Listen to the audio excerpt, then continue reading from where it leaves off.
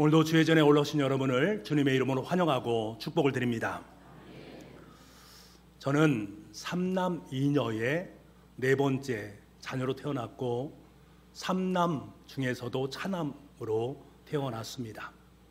제가 태어났을 때에 아버님께서 저에게 이름을 지어주셨습니다. 재환. 이 제자는 있을 제자인데 돌림자입니다. 환자는 불빛 환자, 빛날 환자를 씁니다. 아버님께서 제 이름을 지어주시면서 불빛처럼 늘 빛나는 존재가 되라 라는 의미로 이름을 지어주셨습니다. 별로 감동도 하지 않으시는데 하여튼 저는 굉장히 감동스럽습니다. 이 이름이란 것은 지어준 부모의 소망과 신앙 고백이 함께 담겨져 있습니다. 아마 아버님의 마음속에는 제가 커서 세상을 빛내는 존재로 아름답게 세워지길 원하는 그 마음으로 이름을 지어주셨을 것입니다. 저는 얼마나 고맙고 감사한지 모르겠습니다. 제가 초등학교 4학년 때쯤 되었는데 우리 형님의 친구분 중에서 신학을 전공하는 분이 계셨습니다. 신학생이란 뜻이지요. 그분이 저를 만나고는 제 이름을 듣고 나서는 참 멋있는 이름이다 라고 말하면서 빌립보서 2장 15절 말씀에 나온 그 말씀이 너에게 해당되는 말씀이야 라면서 저에게 그 말씀을 읽어주셨습니다. 제가 그 말씀을 잠깐 읽어드리겠습니다. 이는 너희가 흠이 없고 순전하여 어그러지고 거스르는 세대 가운데서 하나님의 흠 없는 자녀로 세상에서 그들 가운데 빛들로 나타내며, 이 말씀입니다. 이 말씀을 읽으시면서 저에게 이런 말씀하십니다. 이 세상은 어그러지고 거스리는 그런 어둠의 세상이다. 그런데 하나님께서 너를 하나님의 아들로 삼아주셔서 그 어두운 세상 가운데 빛을 비추게 하셔서 어둠이 물러가게 하는 놀라운 역사를 쓰게 하는 아름다운 주님의 일꾼으로 삼아주실 것이다 라는 그런 말을 했단 말입니다. 저는 그 말에 굉장히 큰 감동을 얻고, 야, 내 이름이 참 멋진 이름이구나, 그래 이름값을 하며 살아야겠다 라고 다짐했던 기억이 납니다. 아마도 제가 목회자가 된 것은 그 이름에 합당한 삶을 살기 위한 하나님의 놀라운 계획하심이 함께하고 있음을 저는 확신합니다. 하지만 돌아보면 제가 정말 그 이름에 합당하게 어그러지고 거스른 세대 가운데, 그 어둠 있는 세상 가운데 세상의 빛을 비추면서 살았는가? 그렇게 하지 못한 인간적인 한계를 저는 체감할 수밖에 없었습니다. 물론 나름대로 열심히 최선을 다해서 하나님의 위대한 사역을 감당하고다 했습니다만 한계라는 부분이 있다라는 사실을 저는 부인하지 않을 수 없습니다. 저도 또한 때로는 어둠의 길을 걸었던 적도 많이 있었기 때문입니다. 2000년 전에 이름도 알지 못하는 나사렛이란 동네에 마리아라는 한 소녀가 있었습니다. 이 소녀에게 하루는 천사가 나타나서는 너에게 하나님께서 잉태하게 될 것이다 라는 말씀을 주시면서 그 아이의 이름이 이러하다 라는 말씀을 하신단 말입니다.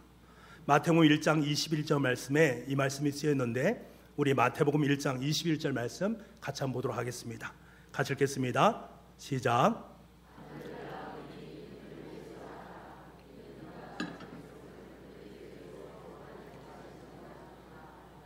여러분, 하나님께서 하나님의 아들을 이 땅에 보내시면서 그에게 이름을 주셨는데 그 이름이 구원자라는 예수님이라는 이름을 주셨단 말입니다. 인간의 부모가 자녀에게 이름을 지을 때는 염원과 신앙 고백이 함께 담겨 있다라고 말씀드리지 않았습니까? 마찬가지로 하나님께서도 그 아들을 이 땅 가운데 보내주시면서 그 아들의 이름을 예수라고 지어주시면서 너는 온 인류를 구원할 구원자가 될 것이다 라는 말씀을 주셨단 말입니다. 그리고 예수님은 그 이름에 합당한 이름값을 하면서 온 인류를 구원하는 일에 일평생을 매진했던 모습을 우리는 잘 알고 있습니다. 하나님께서는 예수님에게 단지 예수라는 이름만 주신 것이 아니라 그에게 또 다른 이름을 선물로 허락해 주셨습니다. 또 하나의 이름이 무엇인가 하면 마태복음 1장 23절 말씀입니다. 또 이 말씀도 우리 함께 읽어보겠습니다. 시작. 처녀가 잉태하여 아들을 낳을 것이요.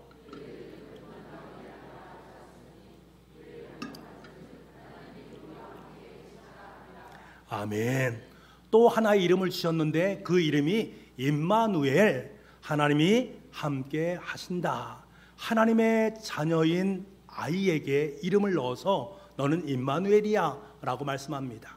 임마누라는 말은 우리와 더불어 엘로힘, 하나님이란 말입니다. 다시 말하면 그 이름 속에는 하나님이 함께 계신다라는 의미를 갖고 있는 말입니다. 하나님께서 자신의 아들에게 임마누엘이란 이름을 지어준 것은 그 아이 속에 자기 자신을 계시해 주시고 하나님께서 스스로 인간과 함께 영원토록 함께 살고픈 마음이 고스란히 담겨져 있음을 보게 됩니다. 여러분, 아기 예수님은 우리와 함께 하시는 하나님이십니다. 우리는 이 사실을 꼭 기억할 수 있어야 됩니다. 우리의 무관심한 신의 모습이 아니라, 우리와 떨어져서 계신 신이 아니라 우리에게 오셔서 우리와 함께 거하시고 우리와 함께 영원토록 계시는 하나님이 바로 아기 예수님이란 이름 속에 담겨진 의미입니다. 우리는 아기 예수님을 통해서 우리와 함께 하시는 하나님을 만날 수 있고 함께 영원토록 살아가는 은혜를 누리게 되었습니다. 이것이 얼마나 큰 은혜인가. 여러분, 성탄절이 우리에게 주는 중요한 이유는 예수님의 이름에 걸맞게 예수님께서 이 땅에 오셔야만 우리가 구원을 받을 수 있고, 예수님께서 이 땅에 오셔야만 우리가 영원히 하나님과 함께 거하는 아름다운 인생을 살게 되어지는 것입니다. 이 사실을 아기 예수님을 통해서 우리에게 분명하게 보여주셨으니 그 이름을 마음속에 품고 살아간 우리에게 얼마나 이것이 큰 기쁨의 좋은 소식인가라는 사실을 깨닫게 되는 것들이지요. 아기 예수님께서 이 땅에 오심이 저와 여러분에게 큰 기쁨의 좋은 소식인 줄 확인하게 믿습니다. 이것을 믿음으로 고백할 수 있기를 원합니다. 어느 날 들판에서 목자들이 양을 치고 있었습니다. 그때 한 전사가 나타나서 양떼를 치는 목자들에게 이렇게 예수님에 대해서 말씀을 하고 있습니다. 누가복음 2장 10절부터 11절 말씀인데요, 우리 이 말씀을 같이 한번 읽어보도록 하겠습니다. 시작.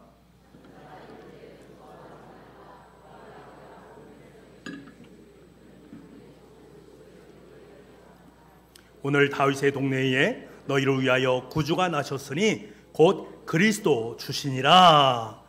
선사는 아기 예수님이 탄생할 것인데 그 탄생한 그 한마디로 그 아기 예수님의 탄생이 온 백성에게 큰 기쁨의 좋은 소식이다 라고 말하고 있습니다.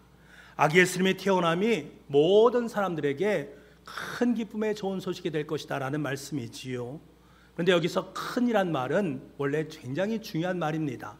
원래 히브리 원어로 보게 되면 엄청나게 크다라는 의미를 내포하고 있습니다. 커도 그냥 큰 것이 아니라 인간의 이성을 뛰어넘는 크기, 인간이 상상할 수 없는 엄청난 크기의 기쁨이 너희들의 삶 속에 휘몰아치게 될 것이다 라는 말씀이 이 속에 담겨져 있는 것입니다. 여러분, 왜 아기 예수님의 탄생이 온 백성에게 엄청난 상상할 수 없는 큰 기쁨으로 다가오게 된 것일까? 왜 이렇게 말씀하시고 있는 것일까? 그것은 단순히 한 아이의 탄생이 아니라 온 백성에게 임마누엘 하시는 하나님의 강림이기 때문에 그렇습니다. 성육신 하신 하나님께서 우리와 함께 하시기 때문에 그렇다라는 사실입니다. 여러분, 아기 예수님의 오심으로 말미암아서 비로소 우리는 하나님과 함께하는 삶을 살아가게 되고, 우리의 삶의 현실 속에서는 그 하나님의 다스리심이 함께하고 있는 하나님의 나라가 이루어지게 되는 것입니다. 이것이 우리에겐 상상할 수 없는 큰 기쁨의 좋은 소식이다라는 거예요. 중요한 것은 그 기쁨의 좋은 소식이 우리의 삶의 자리 속에 현실로 드러나게 되었다라는 사실입니다.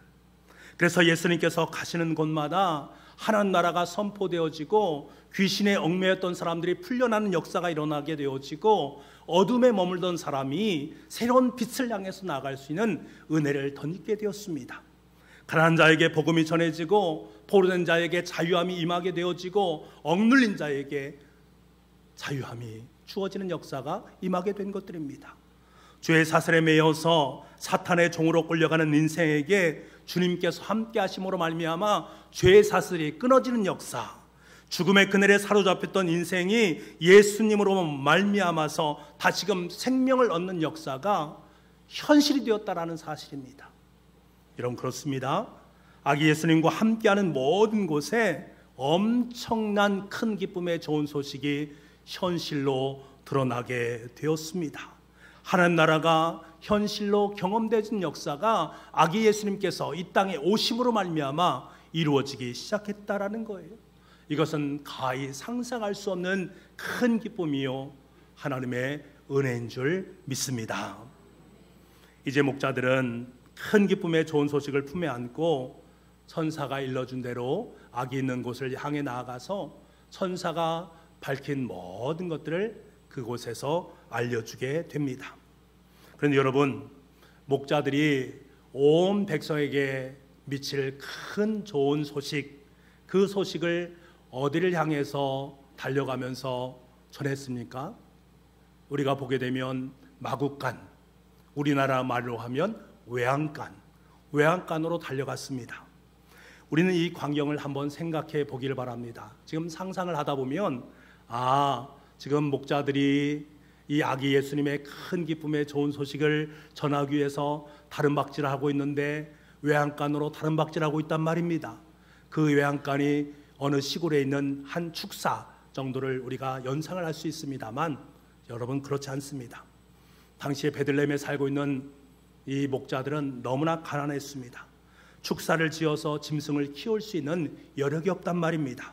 그래서 대부분 자연 동굴에서 그냥 동굴을 조금 개조해서 그곳에서 가축을 키웠단 말입니다. 여러분, 동굴 안에서 짐승을 키운다라는 것 한번 상상해 보시기 바랍니다. 빛도 잘 들어오지 않고요, 통풍도 잘 되지 않습니다. 동물들의 오염된 오물들로 말미암아 참 고약한 냄새를 풍길 수밖에 없는 모습입니다. 이곳에서 아기 예수님께서 태어나셨습니다. 인류의 왕 되신 아기 예수님께서 가장 비천하고 낮은 자리에 내려오신 것입니다. 여러분, 아기 예수님이 누구십니까? 우리는 고백하지 않습니까? 하나님의 아들이십니다. 길이요 진리요 생명 되시는 구원자 되십니다. 아기 예수님은 그리스도시고 메시아이십니다. 그분께서 이렇게 오셨다라는 거예요. 그런데 왜 그렇게 높고 존귀하신 아기 예수님께서 가장 비천하고 누추한 그곳으로 오셔야만 했는가? 왜 굳이 큰 기쁨의 좋은 소식을 좋은 곳에서 알려주면 좋을 터인데 그렇게 낮고 천하고 누추한 곳에서 그 기쁨의 좋은 소식을 전해 주어야만 했는가 하는 것입니다. 요한복음을 쓴 사도 요한은 왜 아기 예수님께서 이렇게 오실 수밖에 없는가 하는 것을 우리에게 너무나 분명하고 선명하게 밝혀주고 있습니다. 요한복음 8장 12절 말씀, 오늘 본문의 말씀인데요, 우리 말씀을 같이 한번 읽어보겠습니다. 시작.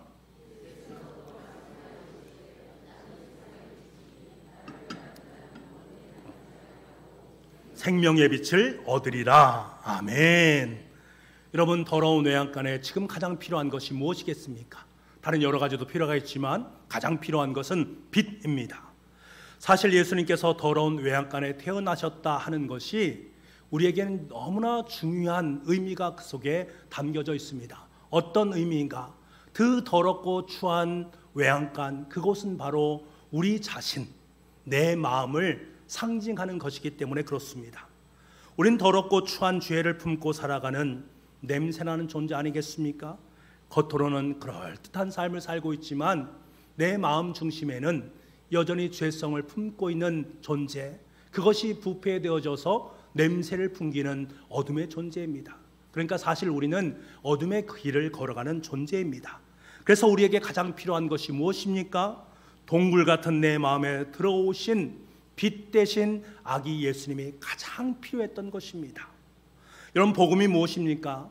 세상에서 가장 추악하고 더러운 죄인일지라도 아기 예수님만 영접하게 되면 정결함을 덧입게 되어지고 의인된 삶으로 나아갈 수 있게 되었다라는 사실입니다.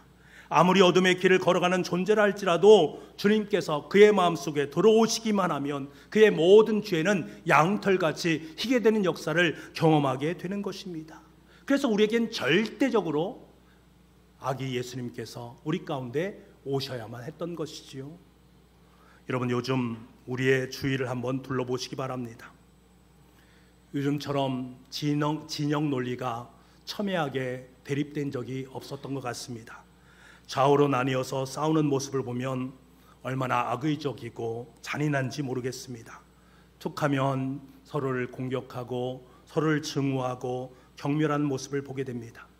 이제는 그들이 가지고 있는 이념이 신념화되어지고 그리고 사이비중구가 되어져서 양극 진영의 극단적인 추종자들이 생겨나는 모습을 보게 됩니다. 팬덤 문화가 바로 그러한 문화 아니겠습니까?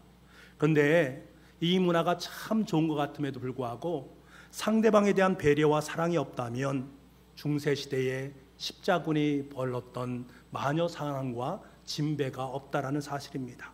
그런데 그것이 안타깝게도 현실화되고 있는 모습을 우리가 목격하게 됩니다.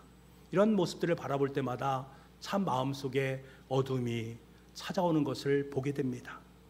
어디 이뿐이겠습니까? 마약 문화가 서서히 판을 치고 있고 범죄는 더 크고 더 잔인한 모습으로 확산되고 있습니다. 얼마 전에 돈으로 유혹해서 공공장소에 크게 낙서를 하게 되면 300만 원 준다. 그 말을 듣고 공공장소에 크게 낙서한 일이 있음으로 말미암아서 많은 사람들이 그것을 보면서 어처구니 없는 그런 모습, 눈빛을 짓는 것을 우리는 보지 않았습니까? 얼마 전에 질병관리청에서 제13차 국가손상종합통계라는 것을 공개를 했습니다. 여기서 말하는 손상이라는 것은 각종 사고라든가 재해, 중독 같은 것, 외부적인 요인에 의해서 내가 건강상, 신체상 문제가 발생되는 것을 의미하는 것입니다. 그런데 너무 충격적인 것은요, 외부적 위험 요인 중에 우리는 생각하기에 교통사고라든가 자연재해라든가 이를 통해서 돌아가시는 분이 많을 것 같은데 그 1위가 자살이었다라는 사실이 참 충격적입니다. 하루에 자살하는 사람의 수가 36.6명꼴이랍니다. 다시 말하면 39분마다 한 명씩 자신의 소중한 생명을 앗아간다라는 것들입니다. 지금도 예배가 끝난 후에는 2분 정도가 죽임을 맞이하고 있는 상황 속에 놓여 있다. 이것이 얼마나 큰 안타까운 모습이겠습니까? 저는 이러한 통계라든가 여러 가지 상황들을 바라볼 때에 참 우리는 어둠의 시대를 살고 있구나 하는 생각을 금할 수가 없습니다. 어떤 학자는 이러한 상황을 한마디로 막장이란 말로 표현을 했습니다. 이런 막장이 무엇입니까? 지하에 매몰된 광물을 캐기 위해서 끝까지 나아가는 갱도의 끝을 의미하는 것 아니겠습니까? 동굴 끝을 의미하는 것이 바로 막장입니다. 우리 사회가 이렇게 막장으로 나아가는 모습을 보면 참 어둡다, 참 힘들다라는 생각을 하게 되는 것들입니다. 그런데 얼마 전에 제가 글 하나 읽으면서 큰 위로를 받았습니다. 대한석탄공사 사장으로 계신 조관일이란 분이 이 막장에 대해서 그렇지 않다, 막장은 희망입니다 라는 글을 써서 제가 그것을 읽어보는데 큰 위로를 받았습니다. 막장이란 표현을 부정적으로 쓰는 일을 자제해 주시기 바랍니다. 원래 막장은 탄광갱도의 끝으로 희망을 캐고 내일을 캐는 가장 치열한 삶의 최전선입니다. 그런데 요즘은 그 말이 갈 때까지 다 간 것이라는 의미로, 좋지 않은 의미로 쓰이게 되었습니다. 안타깝습니다. 지금 이 순간에도 2천여 우리 직원들이 지하 수백 미터의 막장에서 땀을 흘리며 우리나라 유일한 에너지 자원을 캐고 있다는 사실을 잊지 마시기 바랍니다. 막장을 오직 희망의 언어로 사용해 주시기 바랍니다 라는 글을 보면서 얼마나 큰 위로가 되었는지 모르겠습니다. 광부들은 막장에서 금을 캐고 내일을 캐고 희망을 캐고 있습니다. 그러니 막장은 끝이 아니라 새로운 희망의 시작점이 되어질 수 있다라는 이 소망의 글을 보면서 마음속에 위로함을 받았습니다. 그런데 생각해 보면 아기 예수님께서 태어나신 이 외양간이 우리 인생의 막장과 같음을 깨닫게 되었습니다. 더 이상 내려갈 곳이 없는 가장 낮은 장소, 사람이 살기에는 너무나 혹독하기 때문에 짐승밖에 살 수 없는 장소, 어둠이 짙게 들이오는 막장 같은 외양간, 그 외양간의 모습. 그런데 여러분, 거기에 아기 예수님께서 계심으로 말미암아 더 이상 그곳은 막장이 아니라, 인생의 끝이 아니라 새로운 소망의 빛으로 나갈 수 있는 아름다운 시발점이 되고 있다는 이 사실을 우리는 기억할 수 있어야 됩니다. 광부들이 막장에서 금을 캐고 희망을 캐듯이 우리 인생의 어두운 막장에서 소망의 빛을 비추고 계시는 아기 예수님이 함께하고 계시다라는 사실이 저와 여러분에게 소망과 희망과 위로가 될 수 있기를 간절히 소망합니다. 이런 어두운 외양간에서 태어나신 아기 예수님을 묵상하면서 찬송가 109장을 여러 차례 불렀습니다. 가사를 음미하고 부르니까요, 얼마나 큰 은혜가 되었는지 제 눈시울이 붉어졌습니다. 그 가사는 이렇습니다. 고요한 밤, 거룩한 밤, 어둠에 묻힌 밤, 주의 부모 앉아서 감사 기도 드릴 때 아기 잘도 잔다, 아기 잘도 잔다.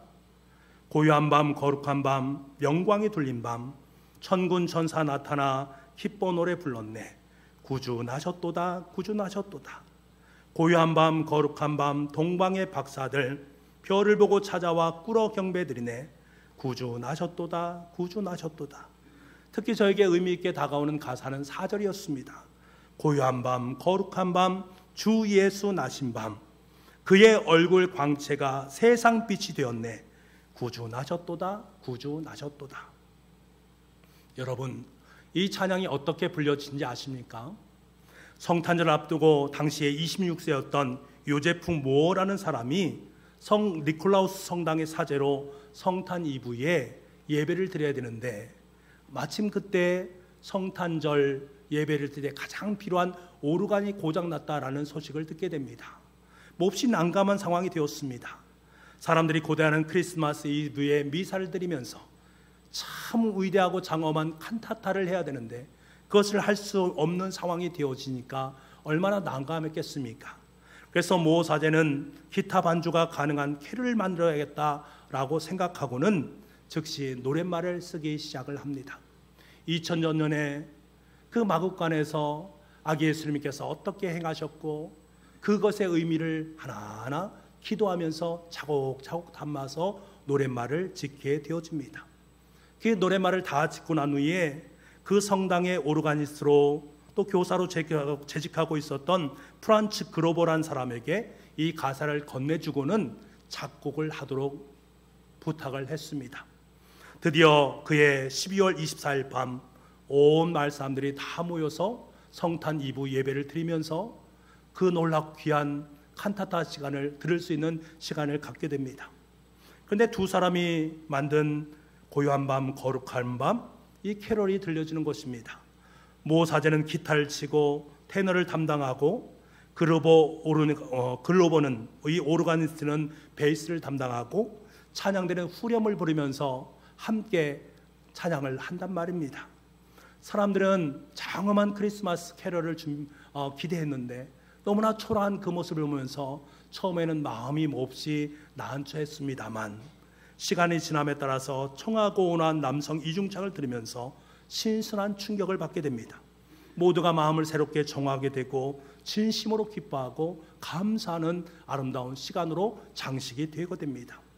이렇게 2000년 전에 오스트리아의 한 작은 마을에서 시작된 이 노래는 입에서 입으로 전해지게 되었고 지금 우리의 삶의 자리까지 들어오게 된 위대한 노래가 되었습니다.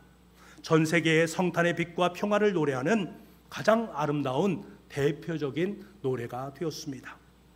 사랑하는 성도 여러분, 찬송가 109장 고요한 밤 거룩한 밤은 아무에게도 관심이 없었던 그 마국간에 누워 계신 아기 예수님이 어떻게 우리의 삶 속에 큰 기쁨의 좋은 소식인가 하는 것을 너무나도 아름답게 복원해 놓았습니다. 고요한 밤에 거룩한 밤에 태어나신 아기 예수님의 얼굴에서 광채가 나게 되었고 그 광채는 세상의 빛이 되었습니다. 그 빛으로 말미암아 어두운 세상, 이 막장과 같은 세상은 다시금 소망의 빛을 발하게 되었고 다시금 하나님으로 말미암아 소망의 인생을 살 수 있게 되었습니다. 여러분, 누구든지 이 아기 예수님의 탄생을 믿음으로 고백하면, 예수님을 영접하기만 하면 그에게 주님의 광채가 비치게 됩니다. 어둠 가운데 갈 바를 알지 못하는 서성이는 자녀들에게 아기 예수님의 얼굴이 비치기만 하면 그 자녀는 가장 아름답고 위대한 하나님의 빛나는 자녀로 세워지게 됩니다. 어둠 가운데 진영 논리로 자신의 진영의 논리만, 이익만을 위해서 몸부림치는 그 사람들에게 아기 예수님의 아름다운 찬란한 빛이 비치기만 하면 더 이상 그곳은 막혀있는 담이 아니라 사랑과 화해와 상생이 살아나는 생명의 역사가 임하는 곳이 될 것입니다. 막장 같은 이 세상의 문화 속에 여전히 무력으로 평화를 앗아가고 있는 저 북녘 땅에 아기 예수님의 얼굴빛이 비치기만 하면 그곳은 평화의 빛, 하나님의 나라로 아름답게 변화될 줄 믿습니다. 그러한 역사가 임할 수 있기를 간절히 소망합니다. 사랑하는 여러분, 지금 여러분은 어떠하십니까? 지금도 여전히 어둠 속을 헤매고 계십니까? 정말 낙담과 좌절 가운데 살아가고 계십니까? 한 치 앞도 보이지 않는 인생의 동굴 속에서 암울함을 경험하고 있습니까? 자녀들의 문제와 가정의 문제와 삶의 문제로 지금도 여전히 동굴 안에서 눈물을 흘리고 있는 그 동굴의 눈물을 여러분 지금 경험하고 계십니까? 여러분, 이 시간 여러분의 동굴 속을 유심히 살펴보시기 바랍니다. 좀 냄새나고 악취가 나고 정말 보잘것없어 보이는 그 동굴 속에 구유에 놓이신 아기 예수님이 계시다라는 사실을 발견하게 될 것입니다. 그분은 여러분의 눈물을 닦아주시는 구세주가 되십니다. 그분의 손을 붙잡을 수 있기를 간절히 소망합니다. 그분을 진심으로 마음속으로 영접하시기 바랍니다. 이 예수님을, 아기 예수님을 여러분의 주님으로 모셔드릴 수 있기를 간절히 소망합니다. 그때 주님께서는 저와 여러분에게 너무나도 분명하고 선명하게 말씀해 주실 것입니다. 나는 세상의 빛이니 나를 따르는 자는 어둠에 다니지 아니하고 생명의 빛을 얻으리라. 생명의 빛을 얻으리라. 이 위대한 선포가 저와 여러분의 삶 속에 임하는 아름다운 성탄절 될 수 있기를 간절히 소망합니다.